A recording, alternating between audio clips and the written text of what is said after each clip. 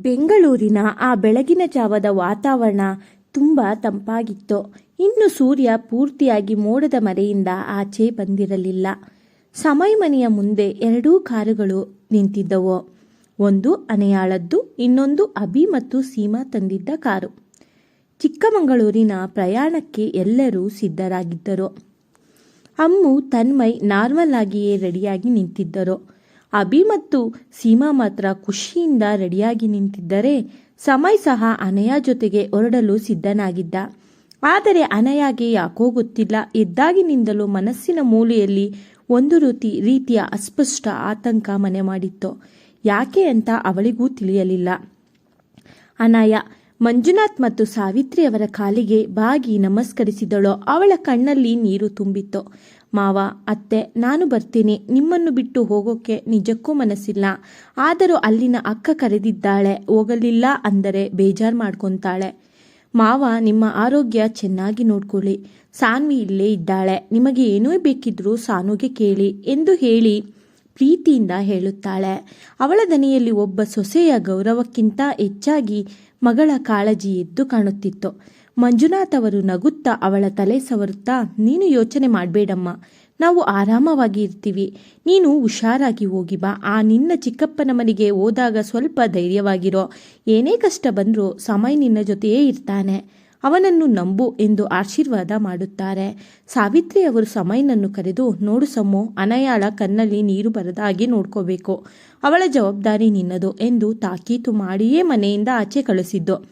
ಎಲ್ಲರೂ ಲಗೇಜ್ಗಳನ್ನು ಡಿಕ್ಕಿಯಲ್ಲಿಟ್ಟು ಕಾರ್ ಹತ್ತುವಾಗ ಅಭಿ ಅತ್ಯುತ್ಸಾಹದಿಂದ ಓಡಿ ಬಂದು ಅನಯಾಳ ಕಾರಿನ ಹಿಂದಿನ ಡೋರ್ ತೆಗೆಯುತ್ತಾ, ಅನು, ನಾನು ನಿನ್ನ ಪಕ್ಕ ಕೂರ್ತೀನಿ.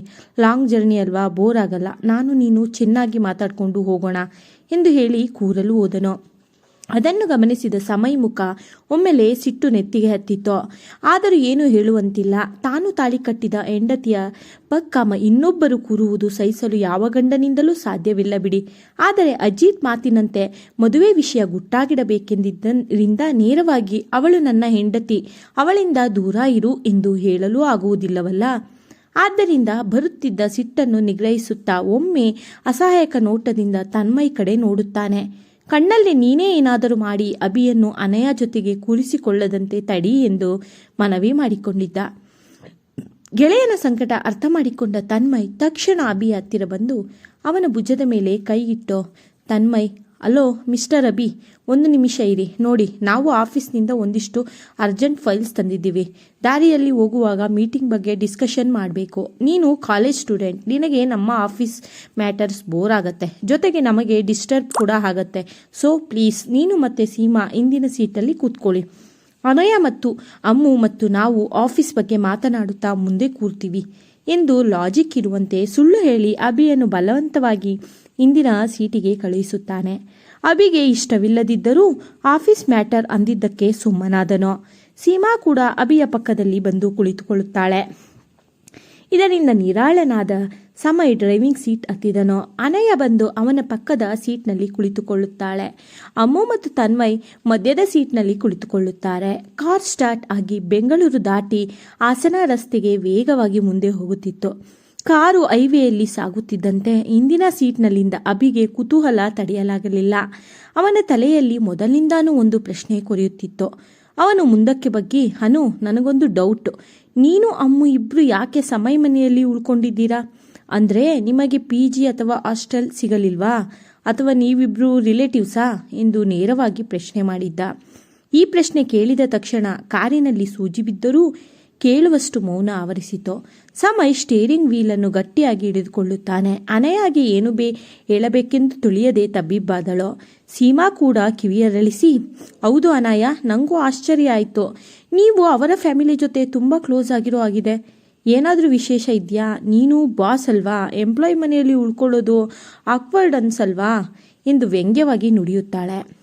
ಸಮಯ್ ಏನನ್ನೋ ಹೇಳಲು ಬಾಯಿ ಬಿಡುವಷ್ಟರಲ್ಲಿ ಅಮ್ಮು ತಕ್ಷಣ ಮಿರರ್ ಮೂಲಕ ಸಮಯ್ಗೆ ಸುಮ್ಮನಿರು ಎಂದು ಸನ್ನೆ ಮಾಡುತ್ತಾ ತಾನೇ ಇಬ್ಬರ ಜೊತೆಗೆ ಮಾತನಾಡುತ್ತಾ, ಅದು ಹಾಗಲ್ಲ ಅಭಿ, ನಿನಗೆ ಗೊತ್ತಾಗಲ್ವಾ, ಅನಯ ಅವರ ಅಂಕಲ್ ಅಜಿತ್ ಅವರಿಗೆ ಆಕ್ಸಿಡೆಂಟ್ ಆಯಿತು ಅಂತ. ಅದಾದಮೇಲೆ ಅನಯ ತುಂಬ ಹೆದರಿಕೊಂಡಿದ್ಲು. ಅವಳಿಗೆ ಆ ದೊಡ್ಡ ಬಂಗಲೆಯಲ್ಲಿ ಒಬ್ಬಳೇ ಇರೋಕೆ ಭಯ ಆಗ್ತಿತ್ತು. ಸಮಯ್ ಸರ್ ನಮ್ಮ ಆಫೀಸ್ನಲ್ಲಿ ಟ್ರಸ್ಟಬಲ್ ಪರ್ಸನ್, ಆದ್ರಿಂದ ಅಜಿತ್ ಸರ್ಗೂ ಸಮಯ್ ಸರ್ ಅಂದರೆ ತುಂಬ ನಂಬಿಕೆ. ಅವರೇ ಹೇಳಿದ್ರು, ನಾನು ಹುಷಾರಾಗೋವರೆಗೂ ನೀವು ಸಮಯ್ ಮನೆಯಲ್ಲೇ ಸೇಫ್ ಆಗಿ ಇರಿ, ಅವರ ಪೇರೆಂಟ್ಸ್ ತುಂಬ ಒಳ್ಳೆಯವರು ಅಂತ. ಅದಕ್ಕೆ ನಾವಿಬ್ರು ಅಲ್ಲೇ ಇದ್ದೀವಿ. ಅವರ ಅಪ್ಪ ಅಮ್ಮ ಕೂಡ ನಮ್ಮನ್ನು ಸ್ವಂತ ಮಕ್ಕಳ ಥರ ನೋಡ್ಕೊತಾರೆ ಎಂದು ಒಂದೇ ಉಸಿರಿನಲ್ಲಿ ಸುಳ್ಳು ಹೇಳಿ ಪರಿಸ್ಥಿತಿಯನ್ನು ನಿಭಾಯಿಸುತ್ತಾಳೆ. ಅಭಿ ತಲೆಯಾಡಿಸುತ್ತಾ, ಓ ಹೌದಾ, ಗುಡ್. ಆದರೆ ಅನಯ, ನೀನು ಅಷ್ಟು ದೊಡ್ಡ ಬಿಸಿನೆಸ್ ವುಮೆನ್ ಆಗಿ ಮಿಡಲ್ ಕ್ಲಾಸ್ ಮನೆಯಲ್ಲಿ ಅಡ್ಜಸ್ಟ್ ಮಾಡ್ಕೊಳ್ಳೋದು ಕಷ್ಟ ಅಲ್ವಾ ಎನ್ನುತ್ತಾನೆ. ಅದಕ್ಕೆ ಕೋಪದಿಂದ ಅನಯ ತಿರುಗಿ ಅವನ ಕಡೆ ನೋಡುತ್ತಾ, ಅಭಿ, ಶ್ರೀಮಂತಿಕೆ ಇರೋದು ಮನೆ ಗೋಡೆಗಳಲ್ಲಿ ಅಲ್ಲ, ಅಲ್ಲಿರೋ ಜನಗಳ ಮನಸ್ಸಲ್ಲಿ. ಸಮಯ್ ಅವರ ಮನೆ ನನಗೆ ಅರಮನೆಗಿಂತ ಹೆಚ್ಚು ನೆಮ್ಮದಿ ಕೊಟ್ಟಿದೆ. ಅವರ ಅಮ್ಮನ ಕೈ ತುತ್ತು ತಿಂದರೆ ನನಗೆ ನನ್ನ ಅಮ್ಮನ ನೆನಪಾಗತ್ತೆ ಎಂದು ತುಸು ಸಿಟ್ಟಿನಿಂದ ನುಡಿದು ಸಮಯ್ ಕಡೆ ತಿರುಗಿ ಪ್ರೀತಿಯಿಂದ ನೋಡುತ್ತಾ ಹೇಳುತ್ತಾಳೆ. ಅವಳ ಮಾತು ಕೇಳಿದ ಸಮಯ್ಗೆ ನಿಜಕ್ಕೂ ಆ ಕ್ಷಣ ಅಜಿತ್ ಅವರಿಗೆ ಮನಸ್ಸಿನಲ್ಲಿ 1000 ಬಾರಿ ಥ್ಯಾಂಕ್ಸ್ ಹೇಳಿದ್ದ. ಅನಯಾಳಂತ ಜೀವನ ಸಾಥಿಯನ್ನು ಅವನಿಗೆ ನೀಡಿದ್ದಕ್ಕಾಗಿ. ಇತ್ತ ಬೆಂಗಳೂರು ಮನೆಯಲ್ಲಿ ಅಪ್ಪ ಅಮ್ಮನಿಗೆ ತಿಂಡಿ ಕೊಟ್ಟು ಮನೆ ಕೆಲಸ ಮುಗಿಸಿದ ಸಾನ್ವಿ ಹಾಲ್ನಲ್ಲಿ ಫೋನ್ ನೋಡುತ್ತಾ ಕುಳಿತುಕೊಂಡಿದ್ದಳು. ಟಿವಿ ನೋಡುತ್ತಿದ್ದರೂ ಅವಳ ಮನಸ್ಸು ಯಾಕೋ ಖಾಲಿ ಖಾಲಿ ಎನಿಸುತ್ತಿತ್ತು. ಅಣ್ಣ, ಅತ್ತಿಗೆ, ಅಮ್ಮು ಎಲ್ಲರೂ ಹೋದ ಮೇಲೆ ಮನೆ ಬಿಕೋ ಅನಿಸಲು ಶುರುವಾಗಿತ್ತು. ಛೇ, ಎಷ್ಟೊಂದು ಬೋರ್ ಆಗ್ತಿದೆಯಲ್ಲ.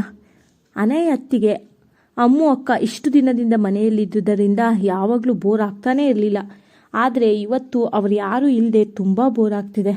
ಅಪ್ಪ ಹುಷಾರಾಗಿ ಇದ್ದಿದ್ರೆ ನಾನು ಅವರ ಜೊತೆಗೆ ಹೋಗಬಹುದಿತ್ತು ಎಂದು ಬೇಸರದಿಂದ ತನ್ನಲ್ಲೇ ಹೇಳಿಕೊಳ್ಳುತ್ತಾ ಕುಳಿತುಕೊಂಡಿದ್ದಳು. ಅಷ್ಟರಲ್ಲಿ ಅವಳ ಫೋನ್ ರಿಂಗ್ ಆಗಿತ್ತು. ಡಿಸ್ಪ್ಲೇ ಮೇಲೆ ಹೊಸ ನಂಬರ್ ನೋಡಿ ಯಾರಿರ್ಬೋದು ಎಂದು ಫೋನ್ ರಿಸೀವ್ ಮಾಡಿ ಕಿವಿಯ ಬಳಿ ಇಟ್ಟುಕೊಂಡಳು. ಹಲೋ, ಯಾರಿದು? ನಿಮಗೆ ಯಾರು ಬೇಕು ಎಂದು ಕೇಳುತ್ತಾಳೆ. ಹಲೋ, ಇದು ಸಾನಿ ಅಲ್ವಾ? ಹೌದು, ನೀವ್ಯಾರು? ನಾನು ಶ್ಯಾಮ್ ಮಾತಾಡ್ತಿರೋದು, ಅಜಿತ್ ಸರ್ PA. ಆ ಕಡೆಯಿಂದ ಗಂಭೀರವಾದ ಆದರೆ ಮೃದುವಾದ ಧ್ವನಿ ತೇಲಿ ಬಂದಿತ್ತು. ಆ ಧ್ವನಿ ಕೇಳಿದ ತಕ್ಷಣ ಸಾನ್ವಿಗೆ ಒಮ್ಮೆ ಅಜಿತ್ ಅವರನ್ನು ನೋಡಲು ಹಾಸ್ಪಿಟಲ್ಗೆ ಹೋದಾಗ ಶ್ಯಾಮ್ನನ್ನು ನೋಡಿದ್ದು ನೆನಪಾಗಿತ್ತು. ಓ ಹೌದು ಸರ್, ಹೇಳಿ, ಅಜಿತ್ ಅಂಕಲ್ಗೆ ಏನಾದರೂ ಎಂದು ಆತಂಕದಿಂದ ಕೇಳುತ್ತಾಳೆ. ಶ್ಯಾಮ್, ಇಲ್ಲ ಇಲ್ಲ, ಗಾಬರಿಯಾಗಬೇಡಿ ಸಾನ್ವಿ ಅವರೇ, ಸರ್ ಆರಾಮಾಗಿಯೇ ಇದ್ದಾರೆ. ಅದು Anaya madam phone switch off ಬರ್ತಿದೆ. ಅಮ್ಮು ಮೇಡಮ್ಗೆ ಫೋನ್ ರಿಸೀವ್ ಮಾಡ್ತಾ ಇಲ್ಲ. ಅವರು ಊರಿಗೆ ಹೊರಟ್ರ ಅಂತ ಕೇಳೋಕೆ ಫೋನ್ ಮಾಡಿದೆ. ಅವರು ಸೇಫಾಗಿ ಹೋದ್ರಾ ಎಂದು ಕೇಳುತ್ತಾನೆ. ಶ್ಯಾಮ್ಗೆ ಅಮ್ಮು ನೆನ್ನೆಯೇ ಚಿಕ್ಕಮಗಳೂರು ಹೋಗುವ ವಿಷಯ ತಿಳಿಸಿದ್ದಳು. ಆದ್ದರಿಂದ ಅವರು ಹೊರಟರು ಅಂತ ಕೇಳಲು, ಹೊರಟರಾ ಎಂದು ಕೇಳಲು ಮಾಡಿದ್ದ ಅಷ್ಟೇ. ಸಾನ್ವಿ, ಹ್ಞೂ ಸರ್, ಈಗಷ್ಟೇ ಹೊರಟರು. ಸಿಗ್ನಲ್ ಪ್ರಾಬ್ಲಮ್ ಇರಬಹುದು ಅನ್ಸುತ್ತೆ. ಅದಿರಲಿ ಸರ್, ಥ್ಯಾಂಕ್ಸ್. ನನ್ನ ಫೋನ್ ನಂಬರ್ ಯಾರು ಕೊಟ್ಟಿದ್ದು ನಿಮಗೆ? ಶ್ಯಾಮ್, ಯಾಕೆ? ಅಮ್ಮು ಕೊಟ್ಟಿದ್ದು. ಸಾನ್ವಿ, ನನ್ನ ಬೆಸ್ಟ್ ಫ್ರೆಂಡ್ ಅನಯ ಮತ್ತು ಅವರ ಅಂಕಲ್ನ ನೀವು ಹಾಸ್ಪಿಟಲಲ್ಲಿ ತುಂಬ ಚೆನ್ನಾಗಿ ನೋಡ್ಕೊಳ್ತಿದ್ದೀರಾ, ಜೊತೆಗೆ ನಮಗೂ ಸಹಾಯ ಮಾಡಿದ್ರಿ, ಅದಕ್ಕೆ. ಶ್ಯಾಮ್, ಅದು ನನ್ನ ಕರ್ತವ್ಯ ಸಾನ್ವಿ ಅವರೇ. ಅದಿರಲಿ, ನೀವು ಚಿಕ್ಕಮಗಳೂರಿಗೆ ಹೋಗ್ಲಿಲ್ವಾ? ಸಾನ್ವಿ, ಇಲ್ಲ ಸರ್, ಅಪ್ಪಂಗೆ ಹುಷಾರಿಲ್ಲ. ಅದಕ್ಕೆ ಅಮ್ಮನಿಗೆ ಸಹಾಯ ಮಾಡೋಕ್ಕೆ ಯಾರೂ ಇಲ್ಲ ಅಲ್ವಾ, ಹಾಗಾಗಿ ನಾನು ಇಲ್ಲೇ ಇರಬೇಕಾಯ್ತು. ಶ್ಯಾಮ್, ಓ ಹೌದಾ, ಗುಡ್. ತಂದೆ ತಾಯಿನ ನೋಡ್ಕೊಳ್ಳೋದು ಮುಖ್ಯ. ಮತ್ತೆ ನಿಮಗೇನಾದರೂ ಸಹಾಯ ಬೇಕಿದ್ರೆ ಅಥವಾ ಅಪ್ಪ ಅಮ್ಮನಿಗೆ ಏನಾದರೂ ಎಮರ್ಜೆನ್ಸಿ ಬಂದರೆ ನನಗೆ ಕಾಲ್ ಮಾಡಿ, ನಾನು ತಕ್ಷಣ ಬರ್ತೀನಿ, ಆಯಿತಾ? ಸಾನ್ವಿ ಮುಖದಲ್ಲಿ ನಗು ಅರಳಿತು. ಖಂಡಿತ ಸರ್, ಬಾಯ್. ಫೋನ್ ಇಟ್ಟ ಮೇಲೆ ಸಾನ್ವಿ ಆ ನಂಬರನ್ನೇ ನೋಡುತ್ತಾ, ಶ್ಯಾಮ್ ಹೆಸರು ತುಂಬ ಚೆನ್ನಾಗಿದೆ, ಮನುಷ್ಯನು ಒಳ್ಳೆಯವರ ಆಗಿದ್ದಾರೆ ಎಂದುಕೊಂಡು ತನ್ನಲ್ಲೇ ಮುಗುಳ್ನಕ್ಕಳು. ಅತ್ತ ಶ್ಯಾಮ್ ಸಹ ಮುಗುಳ್ನಕ್ಕು ಸುಮ್ಮನಾಗಿದ್ದ. ಪ್ರಯಾಣ ಮುಂದುವರೆದಿತ್ತು. ಯಾರಿಗೂ ಗೊತ್ತಾಗದಂತೆ ಸಮಯ್ ಗೇರ್ ಬದಲಾಯಿಸುವ ನೆಪದಲ್ಲಿ ಅನಯ ಕೈಯನ್ನು ಮುಟ್ಟುತ್ತಾನೆ.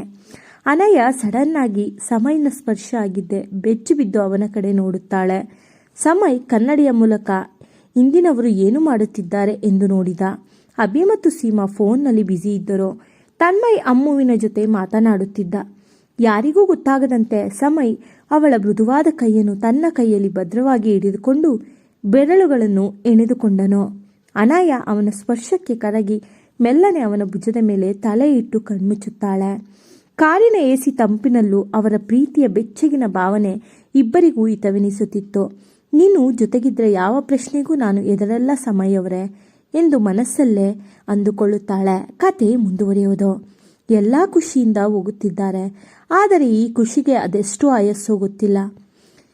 ನನ್ನ ಈ ಕತೆ ನಿಮ್ಮೆಲ್ಲರಿಗೂ ಇಷ್ಟ ಆಗಿದ್ರೆ ನನ್ನ ಚಾನಲನ್ನು ಲೈಕ್ ಮಾಡಿ, ಶೇರ್ ಮಾಡಿ, ಸಬ್ಸ್ಕ್ರೈಬ್ ಮಾಡ್ಕೊಡಿ. ನೀವು ಯಾರು ಸಬ್ಸ್ಕ್ರೈಬೇ ಮಾಡ್ಕೊತಾ ಇಲ್ಲ, ಹಂಗೆ ವಿಡಿಯೋ ನೋಡ್ತಿದ್ದೀರಾ, ಪ್ಲೀಸ್ ಹೆಲ್ಪ್ ಮಾಡಿ, ಸಬ್ಸ್ಕ್ರೈಬ್ ಮಾಡಿ.